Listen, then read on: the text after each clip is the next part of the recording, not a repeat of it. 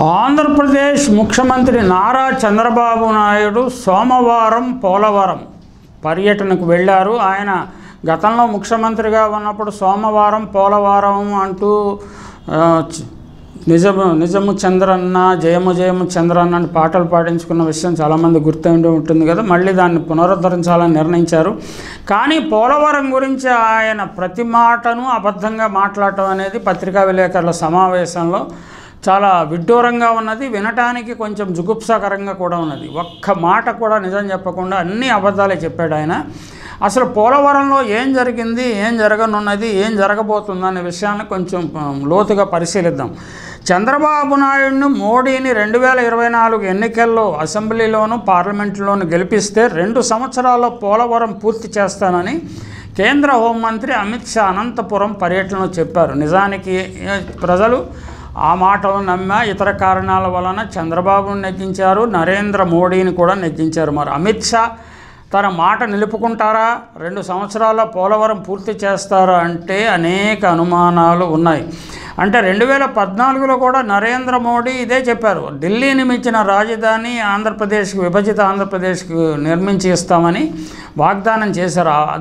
ఆయన వాగ్దానాన్ని అమలు చేయకపోతే ప్రశ్నిస్తానన్న పవన్ కళ్యాణ్, వాగ్దానం చేసిన నరేంద్ర మోడీ, చంద్రబాబు నాయుడు మళ్ళీ కూటమి కట్టి అధికారంలోకి వచ్చారు. కాబట్టి వారు వీటిని ఏమైనా నెరవేరుస్తారా అన్న చర్చ ప్రజల్లో జరుగుతోంది.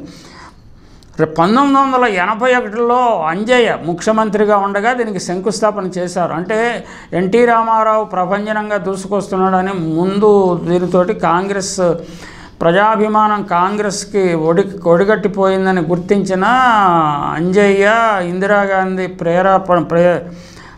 ప్రేరేపణతో పోలవరం ఆశ చూపించారు. కానీ ఆయన ఒక ఇటుక వేయలేదు, ఒక విటక తీయలేదు. దానికి అప్పట్లో 21,000 కోట్ల ఖర్చు అవుతుందని అంచనా వేశారు. విభజన హామీల్లో నిజానికి 2014లో ఉమ్మడి ఆంధ్రప్రదేశ్ని విభజించినప్పుడు హైదరాబాద్ 60,000 కోట్ల రూపాయల ఆదాయం వచ్చే హైదరాబాదు ఆంధ్ర ప్రాంతం కోల్పోయినందున పోలవరం బ్యారేజ్, జీవనాడి లాంటి పోలవరం ప్రాజెక్టును కట్టి ఇస్తామని కేంద్ర ప్రభుత్వం హామీ ఇచ్చింది. ఆ హామీ ఇప్పుడు 14 నుంచి 24 10 సంవత్సరాలు పూర్తయిపోయింది. ఎక్కడ వేసిన గొంగళ అక్కడలానే ఉంది. ఈ విభజన హామీల్లో ఈ మొదటి హామీ అది. ఆ హామీ ఏ దశలో ఉన్నదో మనకు తెలుసు కదా. ఎప్పటికి పూర్తవుతుందో కూడా ఇప్పటికీ మనకు తెలియదు. మన నాయకులకు తెలియదు, మన ఇంజనీర్లకు తెలియదు, మన పీపీఏ వారికి తెలియదు, కేంద్ర ప్రభుత్వానికి తెలియదు, సెంట్రల్ ఏజెన్సీలకు తెలియదు, ప్రజలకు తెలియదు. ఆ విధమైన గందరగోళ పరిస్థితిని అందరూ కలిసి సృష్టించారు. 4,36,820 హెక్టార్లకు సాగునీరు అందించే ప్రాజెక్టు అది. 24 లక్షల ఎకరాల్లో 2-3 పంటలకు నీరు ఇచ్చే ప్రాజెక్ట్ అది. 28.5 లక్షల మందికి తాగునీరు కూడా ఇవ్వాల్సిన ప్రాజెక్ట్ అది డిపిఆర్ ప్రకారం. విశాఖపట్నంలో నీటి కష్టాలు తీరతాయి, పారిశ్రామిక నీటికి అవసరాలు తీరతాయి. కృష్ణా బ్యారేజీకి 18 టీఎంసీల నీరు అందుబాటులోకి వస్తుంది. రాయలసీమ కరువు జిల్లాలకు నీరు అందుబాటులోకి వస్తుంది. 960 మెగావాట్ల విద్యుత్ ప్రాజెక్టు దీంట్లో అనుబంధంగా ఉంది. 195 టీఎంసీల నీరు. వీటిలన్నిటికీ కేంద్ర ప్రభుత్వము, అంటే తర్వాత బీజేపీ అధికారంలోకి వచ్చింది కేంద్రంలోనూ. అంతకుముందు యూపీఏ ప్రభుత్వం ఇచ్చిన హామీని ఎన్డీఏ ప్రభుత్వం అమలు చేసి తీరాలి, పార్లమెంటు సాక్షిగా, విభజన చట్టం సాక్షిగా. అయితే ప్రతి దశలోనూ కొర్రీలు వేస్తూ బీజేపీ ఆంధ్రప్రదేశ్ ప్రజలను పదే మోసగిస్తున్నది. ఆ మోసంలో పడి 2024లో బీజేపీ ఎంపీలను కూడా తెలుగు ప్రజలు గెలిపించడం ఒక విచిత్రమైన రాజకీయ వాస్తవం.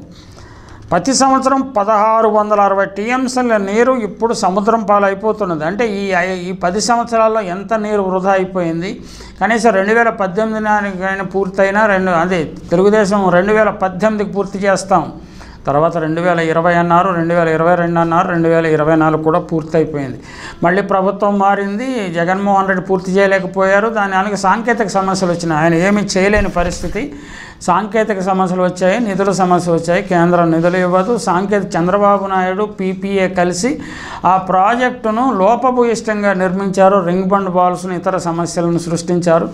అయితే దీనికి అంతా కారణము రివర్స్ టెండరింగు, నిర్మాణంలో జాప్యం చేయడం అన్నట్టుగా చంద్రబాబు కలరింగ్ ఇచ్చారు తాజా ప్రెస్ కాన్ఫరెన్స్లో. నిజానికి నిర్మాణం అనుభవం లేని కాంట్రాక్టర్లకు ఇవ్వటము, కాంట్రాక్టర్లు కమిషన్ల రూపంలో భారీగా మొత్తాలను నాయకులకు ముట్టజెప్పడం, అది కేంద్ర నాయకులు ముట్టజెప్పారా, రాష్ట్ర నాయకులు ముట్టజెప్పారా, మొత్తం మీద రాజకీయ నాయకులు ముట్టజెప్పడం. 150 కోట్లు ఇచ్చాము పలానా ముఖ్యమంత్రి కుమారుడికని స్వయంగా ఆ కాంట్రాక్టర్ కొడుకే ప్రెస్ కాన్ఫరెన్స్ పెట్టి మరీ చెప్పిన విషయం కూడా కొంతమందికైనా గుర్తుంటుంది. 4 నాగార్జున సాగర్ ప్రాజెక్టులతో సమానమైన నీరును ఈ ప్రాజెక్టు రైతులకు అందజేసే సత్తా ఉన్నది. ఈ నీరంతా వృధా అయిపోతుంది. 155 ఏళ్ల నాటి కళ 1870లో లెఫ్టినెంట్ కల్నల్ హేగ్ దీని గురించి ఆలోచన చేశారు. 155 సంవత్సరాల క్రితం 1941లో 129 కోట్లు ఖర్చు అవుతుందని అంచనా వేశారు. 1976లో కాంగ్రెస్ పార్టీ ఈ ప్రాజెక్టు గురించి ఆలోచన చేసింది గట్టిగా. 1981లో అంజయ్య శంకుస్థాపన చేశారు. 1986లో 2665 కోట్లు ఖర్చు అవుతుందని అంచనా వేశారు. 2023లో 50,000 కోట్లకు పైగా ఖర్చు అవుతుందని అంచనా వేశారు. 2004లో భూమి పూజ వైఎస్ చేశారు. అప్పుడుకి అది 10,541 కోట్లు. రాజశేఖర రెడ్డి వచ్చిన తర్వాతనే ఈ ప్రాజెక్టులు అనుమతులన్నీ తీసుకువచ్చి ప్రాజెక్టును ముందుకు తీసుకువెళ్ళారు. కుడి కాలువ ఎడమ కాలువలు తవ్వించారు. 80% 70 to 80% వర్క్ పూర్తయిపోయింది. ఇప్పుడు ఆ వర్క్లన్నింటినీ కలిపేసి నేనే చేయించాను అన్నట్టుగా చంద్రబాబు నాయుడు 72% పూర్తి చేశాడు, 72% పూర్తి చేశా అంటాడు. 72% ఎక్కడ పూర్తి చేశాడో మనకి భగవంతుడికి తెలియాలి. డయాఫ్రమ్ వాళ్ళు విధ్వంసం జరిగేలాగా నిర్మాణాలు సంఖ్య పీపీఏ ఏం చేస్తున్నదో, సెంట్రల్ ఏజెన్సీలు ఏం చేస్తున్నాయో, కాంట్రాక్టర్లు ఏం చేస్తున్నారో, ఆంధ్రప్రదేశ్ ప్రభుత్వంలోని ఇంజనీర్లు ఏం చేస్తున్నారో మనకు తెలియదు. డయాఫ్రమ్ వాళ్ళు దెబ్బతిన్నది. కుడికాలువ పని నిజానికి 92.75% 1320 కోట్ల వ్యయంతో పూర్తి చేశారు. ఎడమ కాలువ 72.81% పూర్తి చేశారు. 1353 కోట్లు. ఈ కాలువలను చూసిన శ్రీకృష్ణ కమిటీ, విభజన కోసం ఏర్పాటు చేసిన శ్రీకృష్ణ కమిటీ ఆశ్చర్యాన్ని వ్యక్తం చేస్తూ ఈ ప్రాజెక్టును కొనసాగించాల్సిందిగా సిఫారసు చేసింది. 2020లో 48 గేట్లు అమర్చారు. స్పిల్వే నిర్మాణం చేశారు. 2020లో అంటే ఈ గేట్లు అమర్చింది జగన్మోహన్ రెడ్డి హయాంలో అనే విషయాన్ని గుర్తించాలి. అయితే నేనే ఈ గేట్లు అమర్చా, నేనే ఈ పనులన్నీ చేశాను అని మనకి బిల్డప్ ఇచ్చిన బిల్డప్ బాబు గారు మనకు తెలుసు కదా. ఆయన ప్రెస్ కాన్ఫరెన్స్ పదే చెప్తుంటారు, పచ్చ మీడియా పదే రాస్తుంటుంది, జనం నిజమని నమ్ముతూ ఉంటారు. నిర్వాసితుల గురించి 22% రిహాబిలిటేషన్ వర్క్ కూడా పూర్తి చేశారు. R&Rతో తమకు సంబంధం లేదని కేంద్రం అంటుంది. ప్రాజెక్టు కట్టినప్పుడు R&R రిహాబిలిటేషన్కి నిధులు చెల్లించాలనే విషయం కేంద్ర ప్రభుత్వానికి బుద్ధి జ్ఞానం ఉండాలి కదా. విభజన హామీలో అది స్పెసిఫిక్గా మెన్షన్ చేసిన లేకపోయినా ప్రాజెక్టు నిర్మాణం అంటే నిర్వాసితులను కూడా పునరావాసం కల్పించాలనేది కదా. అటువంటి మెలికలు పెట్టి బీజేపీ ఆంధ్రప్రదేశ్ ప్రభుత్వాన్ని, చంద్రబాబు ప్రభుత్వాన్ని ఇరుకును పెట్టింది, తర్వాత జగన్మోహన్ రెడ్డి ప్రభుత్వాన్ని కూడా ఇరుకును పెట్టింది. ఈ ఇద్దరు కలిసి కేంద్ర ప్రభుత్వాన్ని ప్రశ్నించే వాతావరణం మన రాష్ట్రంలో లేకపోవడం దురదృష్టం. 2005లోనే రాజశేఖర రెడ్డి గారు ప్రత్యేక ప్రయత్నాలు చేసి అటవీ అనుమతులు సంపాదించారు. రాజధాని లేని ఆంధ్రప్రదేశ్కు పోలవరం ద్వారా నష్టం భర్తీ చేస్తామని పార్లమెంటు సాక్షిగా చెప్పారు, కానీ ఏదీ జరగలేదని. 19ఏలో జాతీయ హోదా కూడా ఇచ్చారు. పోలవరం ప్రాజెక్ట్ అథారిటీని ఏర్పాటు చేశారు. 2014లో పీపీఏ ఏర్పాటైంది. 2 ఏళ్ల పాటు మోడీ ప్రభుత్వం అసలు పట్టించుకోలేదు. 2 క్రిటికల్ ఇయర్స్ మోడీ ప్రభుత్వము ప్రాజెక్టును పట్టించుకోలేదంటే విభజన హామీ మీద లేదా తెలుగు ప్రజల మీద, 2 తెలుగు రాష్ట్రాల మీద ఆ ప్రభుత్వానికి ఉన్న దృష్టి ఏమిటో అర్థం చేసుకోండి.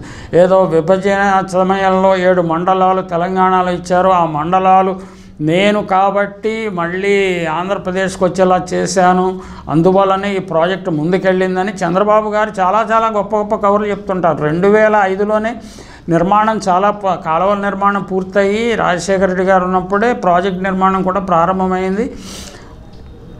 మధుకాన్ వారు కొంత వర్క్ చేశారు, తర్వాత ట్రాన్స్ట్రాయ్ వాళ్ళు వర్క్ చేశారు, కొంత తర్వాత నవయుగ వాళ్ళు వర్క్ చేశారు.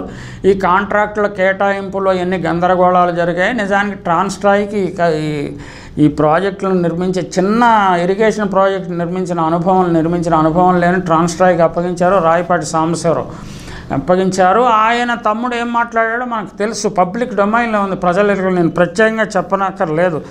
2016 సెప్టెంబర్ 30 నీతి ఆయోగ్ సిఫార్సుల మేరకు చంద్రబాబు సిఫార్సుల మేరకు ఆంధ్రప్రదేశ్ ప్రభుత్వానికి ఈ ప్రాజెక్టు నిర్మాణ బాధ్యత అప్పగించారంటే చంద్రబాబు కోరారా, కేంద్రం ఇచ్చిందా మనకు తెలియదు, దాని స్పష్టత లేదు. అంటే వాళ్ళు అది చెప్తారు, అంటే జైట్లీ గారు చెప్పాడు చంద్రబాబు ప్రభుత్వం కోరింది కాబట్టి మేము ఇచ్చాము అన్నారు. నిర్మాణ బాధ్యత నిజానికి విభజన చట్టం ప్రకారం కేంద్రానికి ట్రాన్స్ట్రాయ్కి అప్పగించారు. నవయుగకు అప్పగింత 2017లో అప్పగించారు. డయాఫ్రమ్ వాల్ 2018లో పూర్తి చేశారు. జలాశయానికి పునాది చేశారు. 423 కోట్ల బావర్ కంపెనీకి అప్పగించారు. కానీ కేంద్రం ఈ ప్రాజెక్టు మీద తీవ్రమైన నిర్లక్ష్యాన్ని ప్రదర్శించింది. నిధుల రీఎంబర్స్మెంట్ అంత సులువుగా జరగటం లేదు. అంటే ఆంధ్రప్రదేశ్ ప్రభుత్వం ముందుగా ఖర్చు పెడితే ఆ ప్రాజెక్టు నిధులను, ఆ ఖర్చులను రీఎంబర్స్ చేస్తామని చెప్పారు. ఆ రీఎంబర్స్మెంట్లో చాలా కఠినమైన పద్ధతులు పెట్టారు. అయినా కానీ ఏటీఎంగా మారిందని మళ్ళీ మోడీ గారే చెప్పాడు. ఫ్రమ్ స్టేట్ గవర్నమెంట్ నుంచి పీపీఏకి వెళ్ళాలి, పీపీఏ నుంచి జలశక్తి శాఖకి వెళ్ళాలి, జలశక్తి శాఖ నుంచి ఆర్థిక శాఖకి వెళ్ళాలి, ఆర్థిక శాఖ నుంచి నాబార్డుకు నిధులు వస్తాయి, నాబార్డు నిధులు నేషనల్ వాటర్ డెవలప్మెంట్కి వస్తాయి, అక్కడి నుంచి పీపీఏకి వస్తాయి, పీపీఏ నుంచి మళ్ళీ రాష్ట్ర ప్రభుత్వానికి. అంటే దాదాపు 7-8 దశల్లో ఈ నిధులు రావాల్సి ఉన్నది. దీంట్లో ఒక పుణ్యకాలం కాస్త పూర్తవుతుంది. దీనికి తోడు చంద్రబాబు ప్రభుత్వం అవినీతికర కార్యకలాపాలు పాల్పడిందని నరేంద్ర మోడీ స్వయంగా చెప్పారు.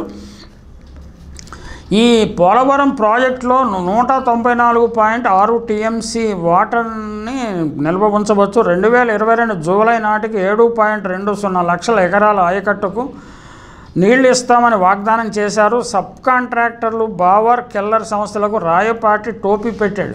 డబ్బులు ఇవ్వలేదు, వాళ్ళకి చెల్లింపులు చేయకపోతే జర్మన్ రాయబారి స్వయంగా కేంద్ర ప్రభుత్వానికి ఫిర్యాదు చేశారు. బాబు ప్రభుత్వం ట్రాన్స్ట్రాయ్కి చెల్లింపులు చేసింది, కానీ సబ్ కాంట్రాక్టర్లకు బిల్స్ రాలేదు. పోలవరం హెడ్ వర్క్స్ ట్రాన్స్ట్రాయ్కి అప్పగించారు, కానీ వాళ్ళు సక్రమంగా చేయలేదు. 4,054 కోట్లను దక్కించుకుని 2013 మార్చి 2 రాష్ట్ర ప్రభుత్వంతో ఒప్పందం కూర్చుకుంది. జాయింట్ వెంచర్లో జేఎస్సీ ప్లస్ యూఈఎస్ వాటా 87+13. రాయపాటి చిన్న తరహా ప్రాజెక్టులే చేయలేడు, మరి ఈ పెద్ద ప్రాజెక్టు ఎలాగా సంపాదించాడంటే అది బ్రహ్మ పదార్థం మీద కోర్టు ద్వారా కూడా కోర్టులను కూడా ఇన్వాల్వ్ చేశారు. ఈ రాయపాటి కేంద్రంలో అధిష్టాన వర్గంలో కాంగ్రెస్ పార్టీకి కూడా ముడుపులు అందగించాడని అప్పట్లో విమర్శలు వచ్చాయి. అప్పట్లో ఆయన కాంగ్రెస్ ఎంపీగా ఉండేవాడు రాయపాటి. అప్పుడు కిరణ్ కుమార్ రెడ్డి హయాంలో ఆయనకు వచ్చినట్టుంది. 2014 ఎన్నికల ముందు టీడీపీ తీర్థం తీసుకున్నారు. విభజన చట్టం ప్రకారం పోలవరం ప్రాజెక్టు అథారిటీ ఏర్పాటు చేశారు. పీపీఏ ఒప్పందం కేంద్రం డిమాండ్ రాయపాటికి సత్తా లేదు అని తేల్చేసింది. పీపీఏ వేటు పడకుండా ప్రాజెక్టు నిర్మాణం చంద్రబాబు తాను తీసుకున్నాడు. ఆర్థిక సంక్షోభంలో ట్రాన్స్ట్రాయ్ ముందుకు రాని సబ్ కాంట్రాక్టర్లు ఎస్క్రో అకౌంట్ ద్వారా బిల్లులు 2015 అక్టోబర్ 10న కేబినెట్ తీర్మానం. ఈ రకంగా ఎన్ని దశలు, ఎన్ని రకాల హెచ్చుతగ్గులు. అంటే ఒక ప్రతిష్టాత్మకమైన ఆంధ్రప్రదేశ్ ప్రజలకు జీవనాడి అనదగ్గ ఎంత మేజర్ ప్రాజెక్ట్. ఇక్కడ కాళేశ్వరం ప్రాజెక్టులో ఎంత గందరగోళం జరిగిందో పోలవరంలో కూడా అంత గందరగోళం జరిగింది. దానిని కూడా ఒక పద్ధతి ప్రకారం నిర్మించలేని మన వ్యవస్థలను ఏమనాలి, మన రాష్ట్ర ప్రభుత్వాన్ని ఏమనాలి, కేంద్ర ప్రభుత్వాన్ని ఏమనాలి, సెంట్రల్ ఏజెన్సీలను ఏమనాలి, మధ్యలో ఏర్పడిన పీపీఏని ఏమనాలి. ఇక్కడ కాళేశ్వరం ప్రాజెక్టు ఉమ్మడి రాష్ట్రంలో Nagarjuna Sagar, Srisailam project plus Sriram Sagar project ఇలాంటివన్నీ అద్భుతమైన ప్రాజెక్టులు కట్టిన అనుభవం ఉన్న ఇంజనీర్ల వారసులుగా ఈ ప్రాజెక్టులు కట్టలేకపోవడం. పోలవరం ప్రాజెక్ట్ ఎందుకు కట్టలేదు, లేకపోతే కాళేశ్వరం ఎందుకు కట్టలేదు అంటే వారి ఇంజనీర్ల సామర్థ్య లోపమా, లేకపోతే రాజకీయ జోక్యము, అవినీతి ఎక్కువ కావటమా, ఈ అంశాలన్నీ ఎప్పటికీ తెలవు. ఇప్పుడు చంద్రబాబు నాయుడు ఏంటంటే తాను చేసిన తప్పిదాలు, తన హయాంలో కేంద్ర ప్రభుత్వం చేసిన తప్పిదాలు, ఇప్పుడు కేంద్రంలో ఆంధ్రప్రదేశ్లో కూటమి ప్రభుత్వంలో బీజేపీ టీడీపీ కలిసి ఉండడం, కేంద్రంలో ఎన్డీఏ ప్రభుత్వం చంద్రబాబు మీద ఆధారపడి ఉండటం వల్ల ఇప్పుడు ఈ బ్లేమ్ అంతా జగన్మోహన్ రెడ్డిని తరలించి ఆయనను ఇరకాటం పెట్టే పరిస్థితి, దుష్ప్రచారం ప్రారంభించారు. నిజానికి ఈ ప్రాజెక్టులో జరిగిన లోపాలన్నిటికీ కేంద్ర ప్రభుత్వము, చంద్రబాబు హయాంలోని రాష్ట్ర ప్రభుత్వం కారణము. లోపభూయిష్టంగా రింగ్ బండ్ బాల్స్ కానీ ఇవన్నీ నిర్మించడంలోనే తప్పిదాలు జరిగాయి. అసలు చేయని పనులు చేసినట్లు భ్రమింపజేశారు. ఏదో ప్రపంచ రికార్డు సాధించినట్లు కూడా ప్రచారం చేసుకున్నారు. మళ్ళీ ఈ గోల ఏమిటో పోలవరం సోమవారం అంటూ మళ్ళీ మొదలెట్టాడు చంద్రబాబు నాయుడు. ఇక అబద్ధాల మీద అబద్ధాలు జనంలోకి నెట్టడానికి ప్రయత్నం చేస్తాడు. నిజానికి శ్రీశైలము, నాగార్జున సాగర్ ప్రాజెక్టు కట్టినప్పుడు ముఖ్యమంత్రులు ఆ ప్రాజెక్టు చూడటానికి వెళ్ళినా అధికారికంగా ఏ కార్యక్రమం పెట్టుకోకుండా కేవలం తమ కారులో వెళ్ళి చూసి మళ్ళీ వచ్చేసేవాళ్ళు అంతే. అక్కడ ఏమీ హడావిడి లేదు, ఏమీ ఉండేది కాదు. వారు పనికి ఏమి డిస్టర్బెన్స్ లేకుండా చూసేవారు. మరి ఈ చంద్రబాబు ఈ ప్రచార ఏమిటో, ఈ గోల ఏమిటో, పోలవరం ఏమిటో, సోమవారం ఏమిటో, జయము చంద్రన్న పాటలు ఏమిటో, ప్రజలందరినీ తీసుకెళ్ళటం ఏమిటో, ప్రాజెక్టు పూర్తయిన తర్వాత ప్రజలందరూ ఎలా చూస్తారో, అద్భుతాన్ని ఆవిష్కరించిన చంద్రబాబుకి ఎలాగ జయజయలు పలుకుతారు. ఈయనే తీసుకెళ్ళి భోజనాలు పెట్టించి జయము చంద్రన్న అని పాటలు పెట్టించుకోవడం ఏమిటో, ఈ విడ్డూరం అసలు మనకు అర్థమే కాదు.